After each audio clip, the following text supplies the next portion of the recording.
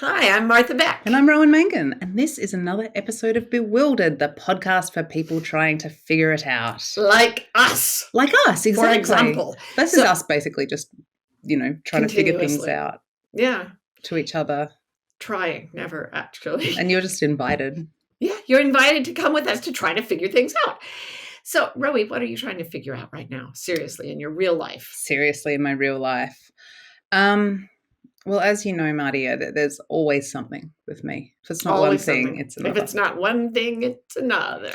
So, most recently, what comes to mind is that I spent some time trying to figure out how to release cockroaches back into the wild when one lives high in the air in an apartment on the 24th floor. And to do this without grievous personal injury. So you do realize they can fly, right? They can fly? Hell yeah. Oh. They'll fly right at you. Oh, Jesus. Yeah, it's not good. It's not good. So I'm basically trying to learn how to be a New Yorker.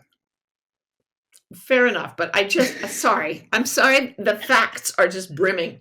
Do you know that if an elephant drops up from a height of 4 feet, it will kill it because it's so heavy, but a mouse dropped from the top of the World Trade Center, the new one, would not be harmed because it's so light that as it establishes maximum wind speed, they kind of flatten out like little parachute divers, and they hit the ground and they're so light, it's just like, and they just run away. Your cockroaches, you couldn't throw them far enough down to kill them. Well, that's fine. I didn't want him to die. If I'd wanted him to die. Yeah, well, I think this is what eventually I'm going to have to make peace with. But so we live in an apartment some of the time in New York, and I am learning about it. Yeah. And there are cockroaches. That's the thing. Yeah. It's not like you have to be really, really filthy, dirty person before the cockroaches show up. We are, but you don't have to. It's not a requirement. But there's this moment that I feel like I've read about or seen in movies or something. I think I've just read about it, but like you've cleaned up, the kitchen, and then you go back in for something and you turn on the light and there's this exodus. Yep. Okay, that's really freaky. And so you're from Australia, dude. They have spiders the size of your head that scream at you in the night. Everything, I think it's like new ways that things move, right? In Bangkok, when I lived in Thailand, it was about the, what do you call those little lizards? Monkeys. No. What are those little lizards called? Salamanders? Well, no, they're not lizards. They're amphibians. They are geckos. Geckos, yeah, the little geckos. And the way that they would move would alarm me, even though they're they're adorable. objectively adorable. They sell insurance. Oh. You haven't seen those, huh? Yeah, no, I actually have. I wish I hadn't. But so one morning I come in and there's a fairly large guy, cockroach guy. Yeah. Might have been a girl. I don't know. I don't know how they identified. Non-binary. It's all fine. And it was in the sink. Oh, God. And I think it was trapped in there. No, well, I thought so, not knowing it could freaking it was fly. Not trapped in there. It was eating. It was eating little This is why I'm fanatical about scouring everything. I scoured. Yeah. I scoured. You did. Okay, so listen, I went in there, I saw this cockroach. I was like, I don't feel that I'm at a place where I can violently kill this insect, even though he's kind of freaking me out. So what happened is I thought, I know, I'll bring my forest home self to the city. So what we do in our forest home is that we get little creatures that find their way into our house. And wolves and whatnot. Yeah, just the little things that come in. And we get a jar and an envelope the way you do, and the jar goes over and the envelope goes under. And then it's hard to get a jar big enough for a wolf, but we do. We figure things out. Amazon.com, look it up. So we do that. And so I thought, oh, well, that's all right. I mean, this is just like, this is an urban jungle. Okay. So I thought I'll just get him in a little paper towel. I'll take him over and I'll shake out the paper towel and he can, whatever they do, just parachute with his little mouse body or something off into the world, and I don't have to kill him, but he doesn't have to be in my space anymore. Yeah. But I think I was quite on edge, Marty, as Yeah, I was doing think? this. Yeah, so I had him in the paper tub, Ugh. and I'm going over to the window, and our apartment is fairly old and what's the word I'm looking for? Like Prehistoric. no, it's just like it's a little bit Cave-like? it things don't work beautifully. It's not like a fancy place. It's a place where things don't always work that well, and you have to put a bit of elbow grease in. And long story short, I tried to open the window with one hand so that the cockroach could go out. And I as I did it, I severely put my back out. I put it into a massive spasm that lasted nearly a week. Was this the same moment when you actually broke the window? No, that happened later. Oh, we've got to keep you away from the windows there. It wasn't me. It was a cockroach. Do you know those little effers can live for like 10 days without their heads? They can run around breeding without their heads. I think we're losing all our listeners talking. Yeah. About this. Okay. So what happened? Did he release into the wild? Is Siri talking to you right now? Is she trying to save you? Here's some information, and sent me something called "What Happened" is a 2017 memoir of Hillary Clinton by Hillary Clinton. So yeah, and Siri is on "Do Not Freaking Disturb Me." She doesn't think it's a disturbance. My electronics are absolutely in league against me, and the cockroaches are in on it. Nah. Yeah, I just watched a show with a robotic cockroach. They cut off his little antennae and put fake ones in, and then they put a little harness on him, and it was electric, and you could have a remote control thing, and he would turn. Watching, Marty, I have got to look out for you. This sounds like a dream. No, it's called the White Rabbit Project. Oh my God. It's about electronics. Oh. I loved it. Oh dear. Oh but dear. Yeah. Okay. We've anyway, got to move on. Honey. Your cockroaches they will be alive. He was fine. I was pretty badly injured. Yeah, you were badly injured. I had to lie flat, tongue ping, for some time. Yeah. Like days. I was like, and the cockroach was fine. So I think, all the points you're making is they'll be fine. Worry less about them. And I think that's been borne out. They'll be fine. Worry about them, but not in a way that supports them. That's fair. Like there's a line that almost everyone draws, like super poisonous snakes, cockroaches, you just get them out by whatever means necessary. How do I kill a cockroach? Seriously? You can't. You actually have to deport it to some other country. I was in the right neighborhood of solutions. I was on a TV news show in Kentucky once after my first book came out, and I was trying so hard to sell it, and I was so nervous on TV. And I go on this TV station in Kentucky, and I'm talking about the year my son was born, where he was diagnosed with Down syndrome and the whole thing. And I was in a fire, and I said, I felt like a cockroach that God was trying to kill with a brick, because I have tried to kill them by smacking them with bricks. And I'm a gentle soul. I love my animals, but I will freaking pound a cockroach. You can't kill them. They just go, ho, embracing Swedish massage. And the Kentucky TV guy, instead of talking about my book, for 10 minutes, all I could talk about was cockroaches. Yeah, they get under my fridge. And you get them with spray. They don't care. They laugh in your face. You stomp on them. They lift you off, And I was like, I wrote a book. I kept trying to steer it back. And he was like, just like me right now.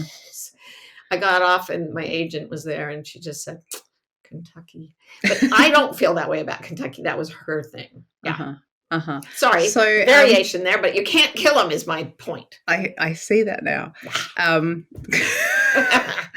Marty, for God's sake, tell me what you're trying to figure out right now, and don't make it cockroach related. Weirdly, this is just going to send all our insectophobes running, because we did not discuss this, but I literally had chosen something very similar. Even though what I told you was I'm trying to figure out how to overcome my shame, because I just I went and read one of my books for audiobook. Yeah. And all my other books, I've read some of them. Sometimes they get out loud. She means read it out loud. She didn't just go and read. I went out into the yard and read my book aloud to the wolves. So I wrote one book that was an allegory. I don't call it a novel. It's not well structured enough to be a novel. But it's a fictional book, and it's sort of magical. And I had to go read it aloud. Now, I've read nonfiction books for audiobook before, and I'm not very good at it because I have a voice, as you all know, that sounds like someone trying to clean a toilet with a live raven. This is my description of my own voice. And people are always saying, "Oh, Martha, I know how much you care about me because it's so clear you're trying not to weep because of your shaky little crone voice." Oh, honey. So I'm already nervous, right? But I've read other books. I can do this. And I talked to Rose's dad in Australia, we're just sending so much love to him right now. And he is a professional reader of books. He has this gorgeous I think they say narrator. narrator. I don't know how to pronounce this in American. Narrator. He's a narrator. Nerder. Professional reader of books sounds like everyone's dream He's job, a but nerder. he reads them out loud and they record it. So I said to Sean over Zoom, "What do I do? This book is different. It has characters. It has dialogue." And he said, "Well, you have to go through and cast all your characters, like choose a person to be the heroine, choose another person to be the villain." And I was like, okay. So I went through. So he means like Hollywood actors. Yeah. Picture Brad Pitt in this role or whatever, so that you can keep the voice consistent. Yeah. And I was like, one of them, I remember I made him into James T. Kirk from the Starship Enterprise, like the old Star Trek, because he would talk in a very intense way. And it was just like stuck in my head. So then I thought, great, I've cast all the characters. I know what I'm doing.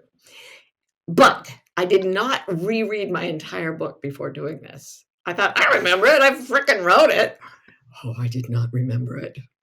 Because as it goes through, I just cast the human characters and one pig. Sure. But there are a lot of freaking characters in this book. I'd forgotten most of them. So I was like, oh my God, now I have to talk like a goat. At one point I had to talk like a goat and I was like, and it was humiliating. And then I got to one. Oh God, the shame. I've just had to make peace with it. Ro's going to listen to it. And I'm going to have to go back and record the whole thing in this weird studio that literally was a NASA training ground and has pictures of space all over it. I mean, this little locked room with pictures of space. Woo! I just expect Hal to start attacking me any moment. 2001: A Space Odyssey. Go look it up. So I'm in there in this booth, and one of the characters, it describes the voice as being tiny and high pitched because the character is a tick. A tick named Blood Blotch. And when you were writing this and writing down a description of the voice, you weren't imagining yourself reading the audiobook. No. And if I had looked at it, I would have found a character to be that tiny high-pitched voice. It's at the end of the book, I was already really hoarse because I don't have a trained voice. And everywhere I go, people come up and say, "I do vocal training. You need me." And I'm like, I have had you and I never get better. So hang on, I'm just trying to think, who would we cast as the tick? Who has what was it? A high pitched Lila, our daughter. A high pitched what? Squeaky voice? Very high pitched and shrill and shrieky. I'm thinking there's someone I can think of, but I'm struggling to place her. Maybe Amy Sedaris. Does she have that? She could do it. She could do it. David Sedaris could do it, actually. We love him. He does kind of have a high squeaky voice, though. Yeah. So anyway, I'm reading aloud in this like space tech environment, so intimidating. And there's a director listening to me and there's a sound guy listening to me, but in other rooms. And I'm reading the description. The tick came out and he stood up on his back legs and he started to speak in this high-pitched, tiny voice that you could barely hear. And I'm reading this aloud and going, holy shit. Yeah, it's like a train coming at me. I'm going to have to do this voice. So I started to talk like this. Oh, no. Sort of like this. And because I was talking like this for some reason, I went into baby talk. And the tick is connected to the villain, who is a huge male, whose voice is like, roar! Oh, sorry. Oh, my sound guy is going to be so mad at me now, Scott. Don't be mad at me. So I'm talking along like this, and I'm like, okay, the director will tell me if it's horrible. And I sort of wait for the sound guy or the director to go, no, nobody says anything. I'm like, all right. And I go home and I'm talking to the director on the phone. I'm like, I'm really nervous about that tick voice. And they go, yeah, that was a judgment call I had to make. And I was just like, what did you tell me? Like, it is bad, Ro. And you're going to hear it. And we're going to have to rent that damn NASA astronaut training center again for me to go back and do something with that voice, and other than me just killing myself. So that's what I'm trying to figure out. I think really the only problem we've got here is that you failed to cast the tick. I got to go watch some Amy Sedaris. Yeah. As soon as we finish recording, I'm going to remember whose voice I'm really trying to think of. We'll be right back with more Bewildered. I have a favour to ask. You might not know this, but ratings and reviews are like gold in the podcasting universe. They get podcasts in front of more faces, more eyes, more ears, all the bits that you could have a podcast in front of, that's what they do. So it would help us enormously if you would consider going over to your favourite podcasting app, especially if it's Apple, and giving us a few stars, maybe even 5, maybe even 6. If you can find a way to hack the system, I wouldn't complain. And a review would also be wonderful. We read them all and love them. So thank you very much in advance. Let's just go out there and bewilder the world. Mwah. But you know what? We have been blathering on an awful lot for people who supposedly have a podcast about a topic. Oh, a topic. Do you want to just slowly segue our way over to that? Yes, I do. And actually, you came up with the topic for this episode, and it was because you had this wonderful light bulb moment. I did. Yeah. Like so many of, the light bulb moments that we have in our lives, Marty, this took place while I was scrolling numbly through Instagram on my phone. As is required of every citizen. That's right. I haven't talked about the fact that I've become American. I turned American since last time, but we'll save that. Save that. So, social media scroll, and I came across this post by someone called Nicola Jane Hobbs, and this post has gone bananas viral because she's kind of doing what we're trying to do on this podcast, but maybe better and more eloquently and more briefly. Yeah, much more briefly. Endless stories about horrible insects. She could have put a few in just to be kind to us, but she didn't. No, Nicola Jane stayed on topic. We love her. We love her. So I'm just going to read a few of them because they're basically her trying to help us reframe a lot of culture that's in our heads. And so one of them in particular really blew my mind, and that's what we're going to be talking about today. But there's a few, I want to give you the feel for it. So the first one that struck me was, she says, instead of saying I'm falling behind in life, I've started saying societal norms keep hijacking me today. And that's what we talk about, Marty, isn't it? Absolutely. We think it's a problem with us and not a problem with our programming, but Nicola's saying, check the programming. Thank you, Nicola. Yeah, thank you, Nicola. And so then another one is, instead of saying I'm being so lazy, I've started saying my body is tired today. And that one almost made me cry because I just think I'm being so lazy is something I say to myself all the time. You do. And my body is tired sometimes. So, but here is the one, okay, that absolutely blew my mind. Okay. And this is what she says. Instead of saying I've had a really unproductive day, I've started saying my internalized capitalism is intense today. Now, we often end up talking about capitalism on this podcast, and but for some reason I had never quite made this sort of neural connection that it's part of the capitalist ideology or thinking that sort of thing of trying to jam as many things into our days as possible. And I realized that I 100% still measure my day and how successful, even that is a problematic word, but how successful my day has been via my productivity. How much did I get done today? Yeah. Is, if it's not much, bad day. If it's a lot, good day. Why? if you actually just step back from it and look Yeah. at it, Yeah. how much did I get done? How many things Yeah. did I tick off? That's a random way to measure your day. Right? Right? And I'm always going to the whole life, but it's like, are you really going to get back to the end of your life and look at all these ticked off things of list of things to do and go, I got a lot done, and that's that. So my life was worthy. Like, But why? every day is a life, That's is a true. lifetime. You know what I mean? Like if you're a That's cockroach. true. Oh, no. If you're not, no, forget No, that. you're absolutely true. And we've talked about this idea before. You're absolutely right. I mean, we've talked about this idea before, but never quite in this way of everything goes to this productivity mindset. I think it might even be biologically in the brain, like a kind of hoarding mentality Oh, that can be yeah. triggered. Yeah, yeah. But it's not in every culture, but ours just blows it into everything. It's almost like a shape the mind takes when it looks at the day. Yeah, yeah, you're right, hoarding, maximizing. I keep thinking of this like all the productivity stuff Yeah, is all about maximizing in one way or another, yeah, yeah. right? Get the most, the most, the most. Yeah. Yeah. And that doesn't like, why is that? Why is the most always the best? It's a capitalist value set that is just in the air we breathe. It's in every interaction. It's all over. How much did you do? How much did you get? How many did you? And I even apply it like this morning. I got up and I'm like, oh, I have half an hour to meditate. That's not enough.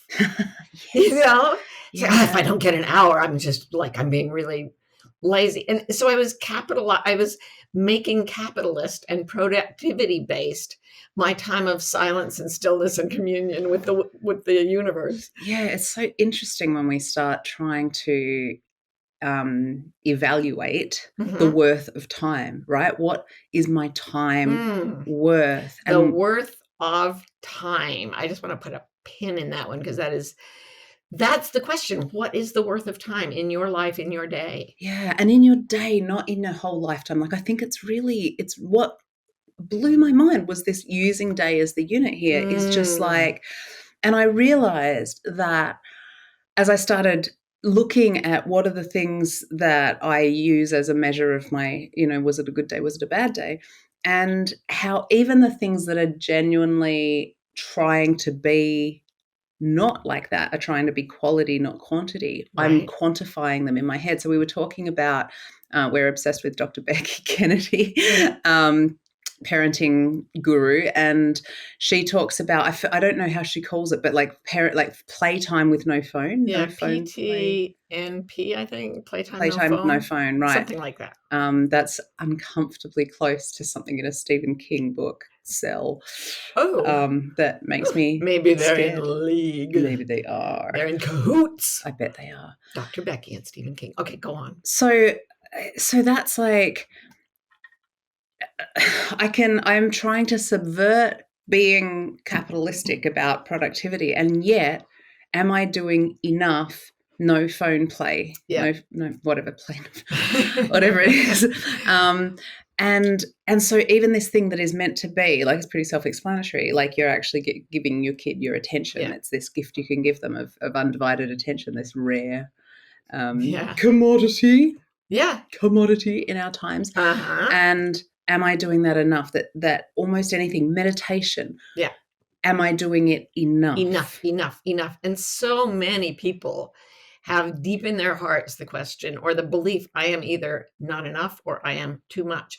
It's all about counting and, packing in the right things and making sure the wrong things are gone. And it's continuous in every field and everything we think about. Yeah. So the culture basically says, the culture is set up that we will ask ourselves how much is enough, right? Yeah. And then the culture's answer is more, Yeah. because More, you're more, more. maximizing, you're trying to There's, jam as much into the jar yeah. of the day as possible. There's never enough. And I think it's an imagination-based fear response. It's the belief in future scarcity that makes you think you have to hoard in the present. And I think that once the fear is triggered, nothing is enough. It's like more, because you can't anticipate exactly the future. And you can never cope with it until it arrives. So you're just like, but anything could happen. Anything could happen. I need more. And this was so funny because we were talking about this and like getting a run sheet ready. And in between, we were getting texts from my editor and a marketing person that works with us about knowing exactly how many books I've sold and exactly like how the percentage that goes to the publisher and the net and the gross and everything. And we'd go like, yeah, it's so weird and capitalist. How many books do I sell? Come on, come on. Oh, let's count it every day.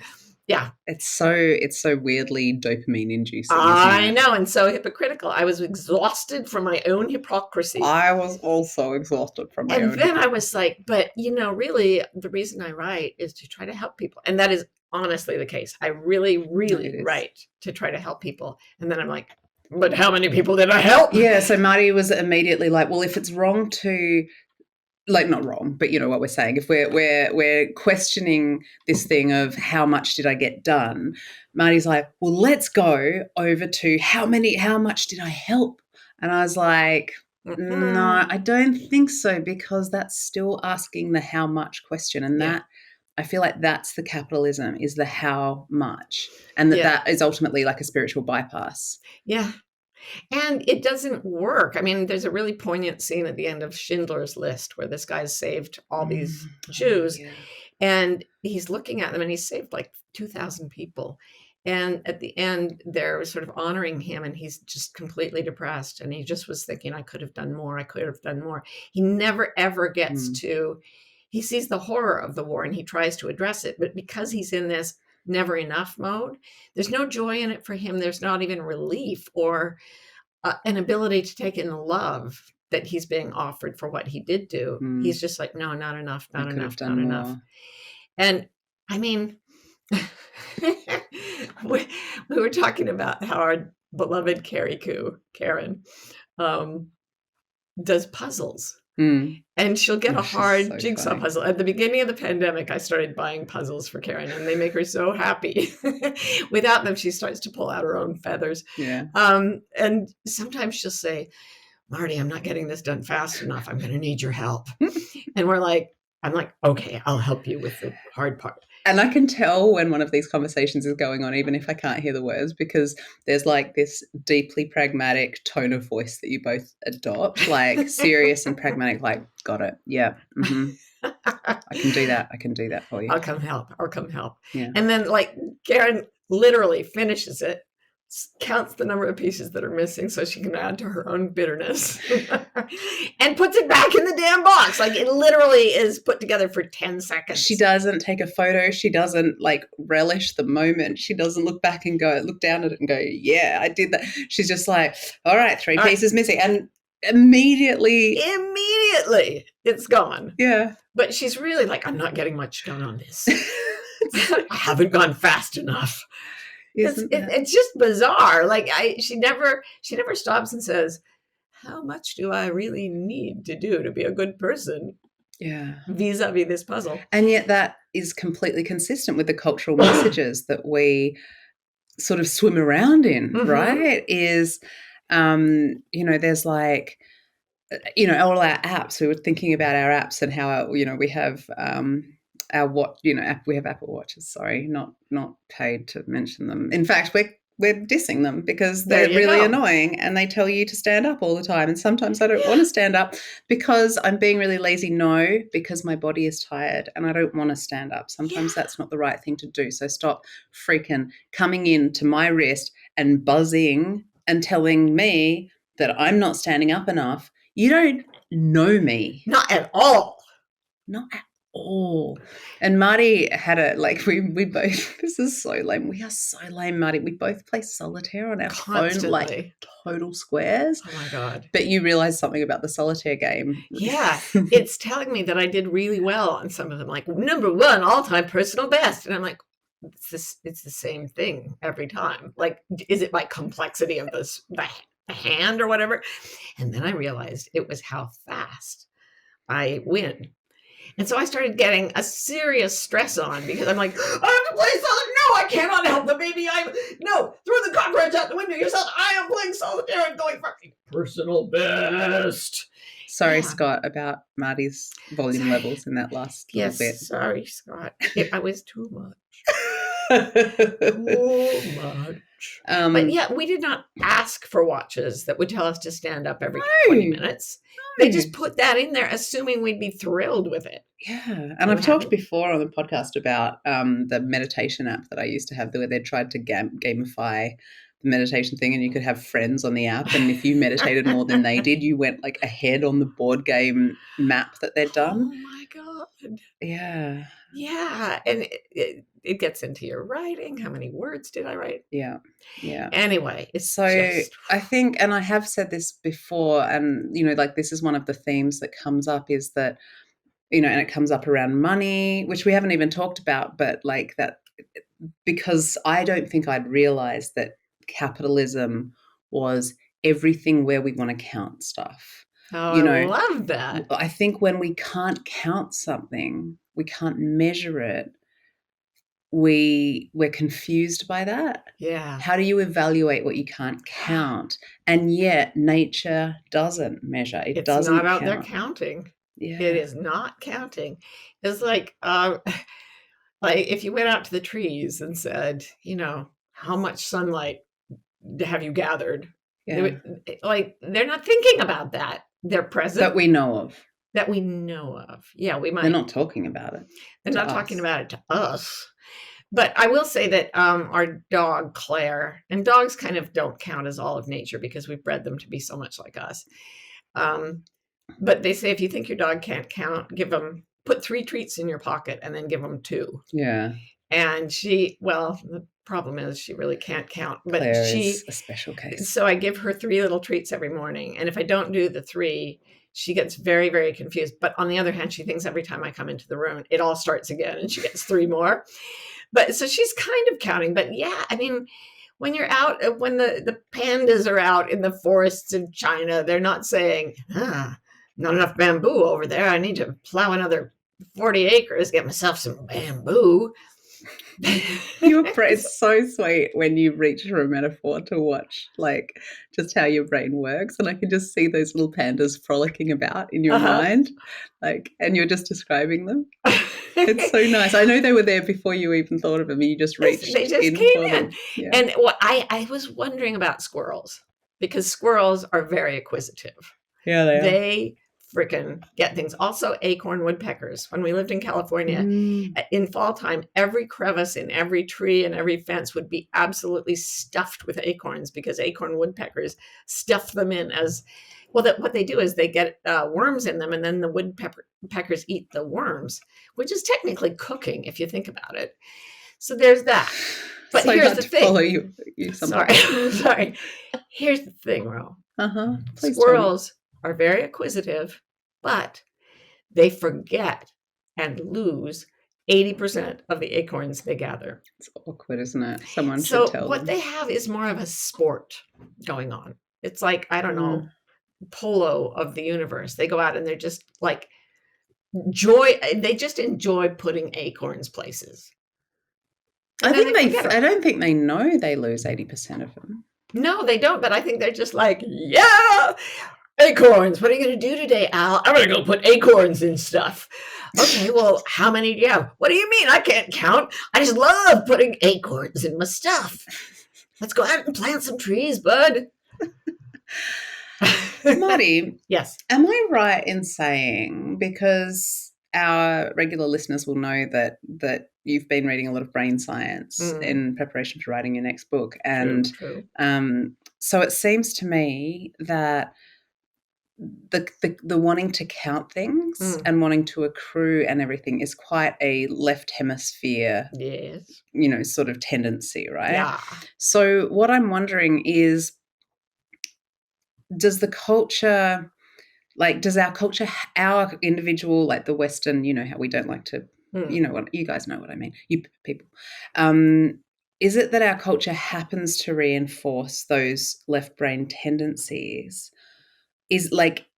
Or is there a natural urging in that direction? You know what I mean? Like if it's nature culture and nature is natural, then why do we do our brains tend toward culture in this desire to count things? Yeah, it does. And I think it's because we're designed to work with the whole brain. So that's the healthy thing when you've got the ability to count, but also experience the qualitative feeling of something without counting. Mm-hmm.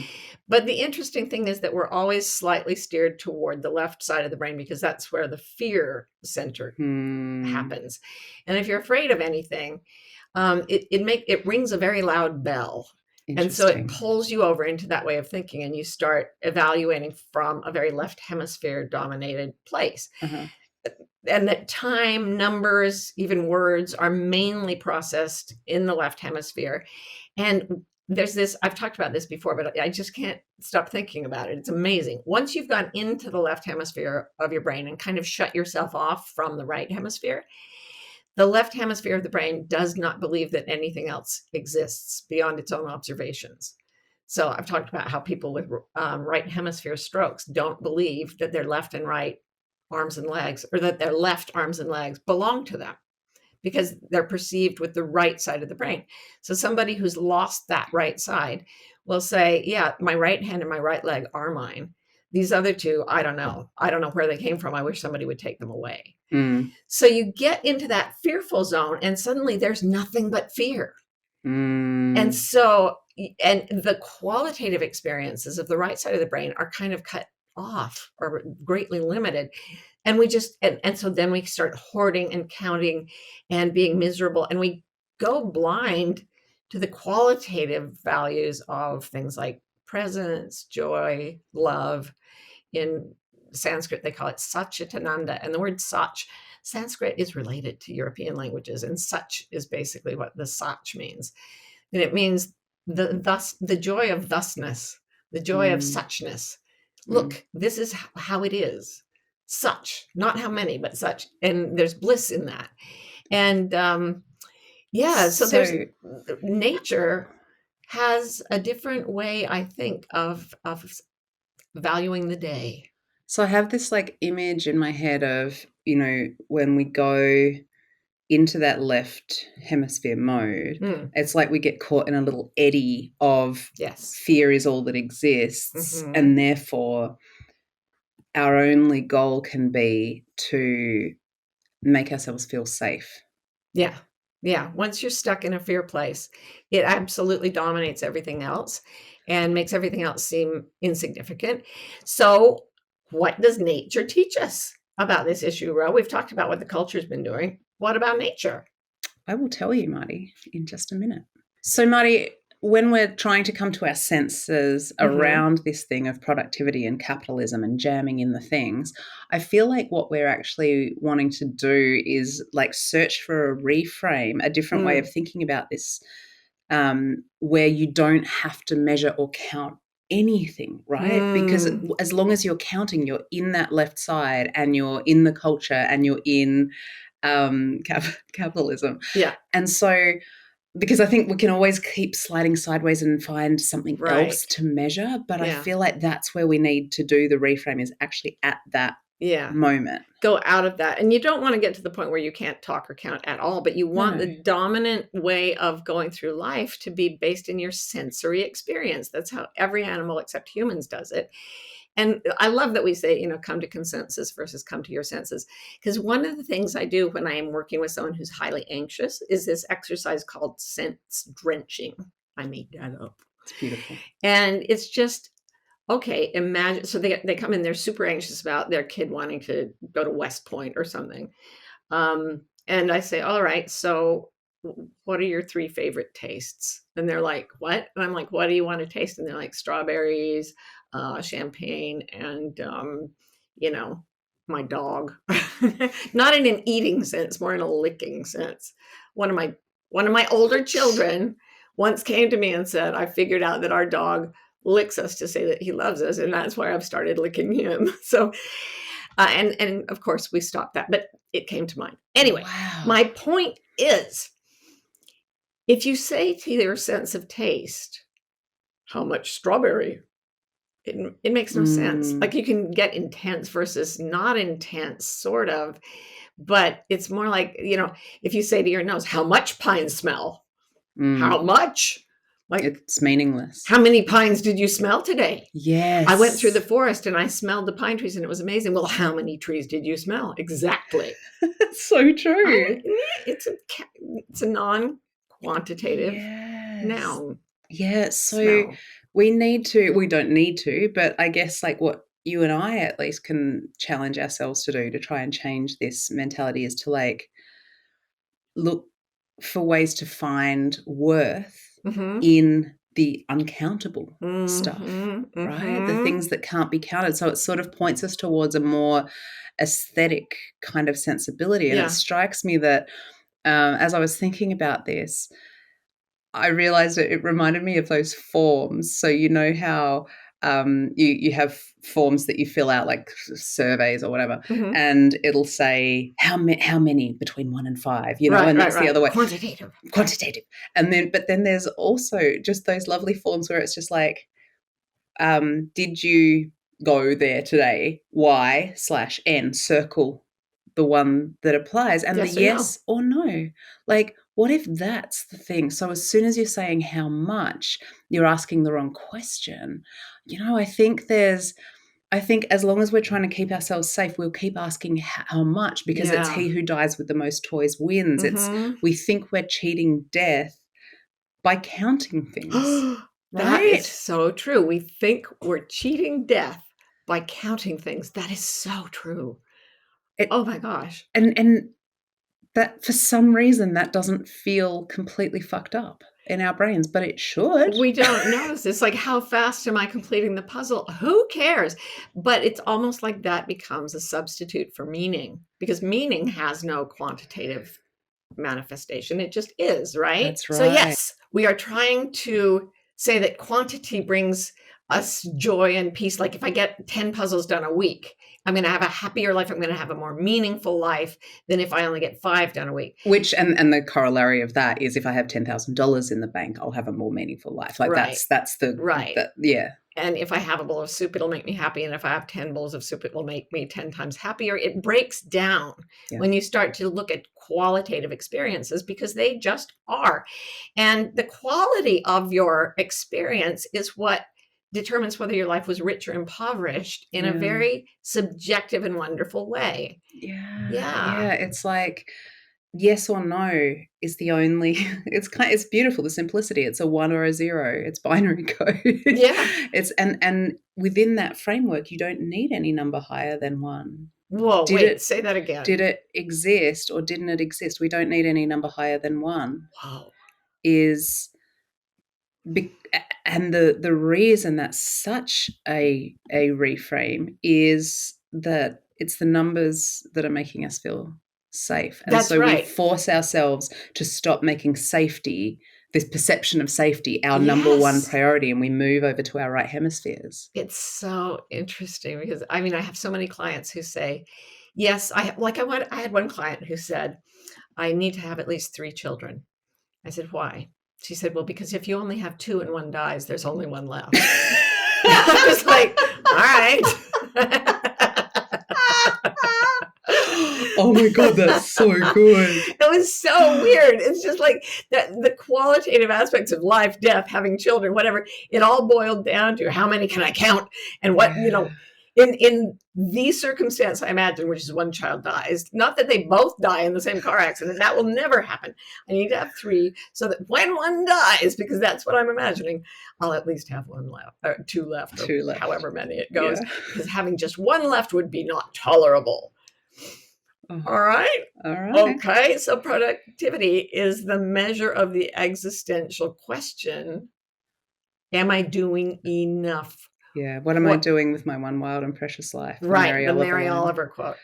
Just what is it you plan to do with your one wild and precious life? And she also said something that I loved. She said, let me keep my mind on what matters, which is my work, which is mostly standing still and learning to be astonished. Count that. Mary Oliver gets it. She gets it. She knows that the answer, what am I doing with my one wild and precious life? The answer to that question is yes or no. Am I standing still and learning to be astonished? I don't want to die. without having lived. So yeah. Sorry, I just need to say something. Yes, please. If I'm standing still and learning to be astonished, Yeah.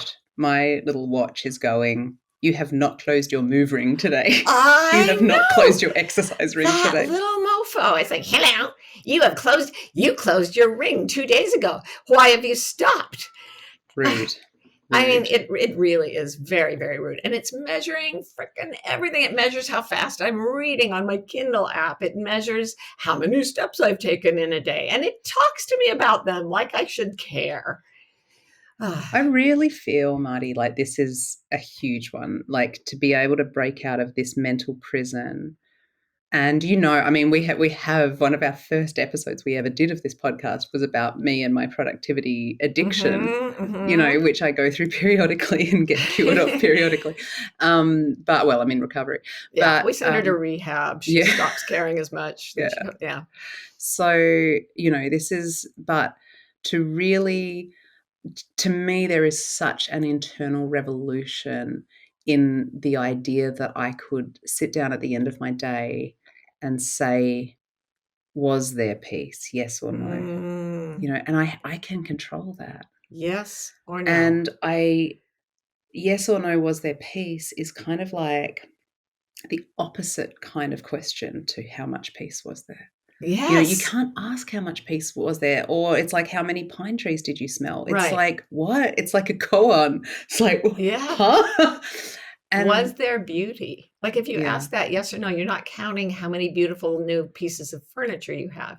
You're saying, was there beauty? And the mind immediately, by the way, has to switch to using more of the right hemisphere, because it's saying what sensory kinesthetic experience did you have? And all of a sudden, was there beauty becomes, I saw a spider web this morning outside and there were dewdrops on it. And right. You don't have to be visiting the Louvre every day to... Exactly. Was there beauty? Yes. Yeah, because was there a sense of beauty? Did I inhabit coming beauty? To your yes senses. Or no?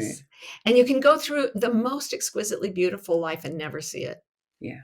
And if you don't see it, I don't care how much you have, your life is not rich.